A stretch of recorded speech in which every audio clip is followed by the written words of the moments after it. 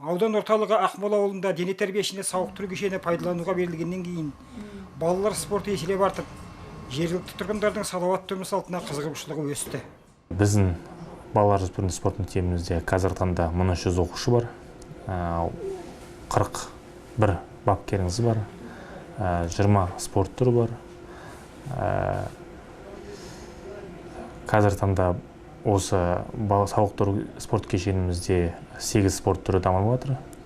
Олар ойын спорт түрлері, гандбол, қол добы жаңағы, футбол, содан кейін баскетбол және бокс бірінші залымызда дамып жатыр.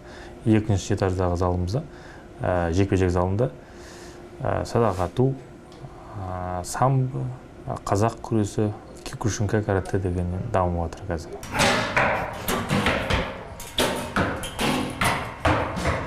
Садақ ату спорты жылдамдықты, физикалық күшті және басқа да тамаша адамға қажетті қасиеттерді талап етеді.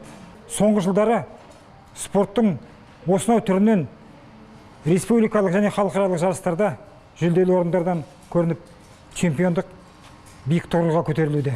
Спорттың осынау олимпиадалық түрінен әлем Азия чемпионы атанған халықаралық дәрежедегі спорт шеберлері Аружан Абдырзақ пен Бибігүл Ізбасарова жаттығу өткізеді. Осынау қос арудың шәкірттері қазақ елінің намысын байрақты бәсекеде лайықты қорғауда. Спорт мектебінде бізде садақтарымыз бар. Әкім көмектесіп жатыр, федерация президенті көмектесіп жатыр. Болашақ шетелге шығатын балдарды қымбат олардың садақтары. 2 миллионнан асады, 2,5-ға дейін жетеді. Оның садақтарының еще комплектациясын жинаймыз, оқтары бар, және кішкентай ұсақ түйектері бар. Сонымен 3 миллиондай бір болып қалады. Көз мергендігімен спортшының ішкі сезімін сабақтайтын садақ ату спорты бұқаралық сипат алып келеді. Қуанарлығы Целиноград ауданының ұл-қыздары намысты қолдан бермеуде. Қалымбек Мұхамеджан, Дархан Мұжыбаев, Алмас Сәдуақас, Көкше ақпарат спорт.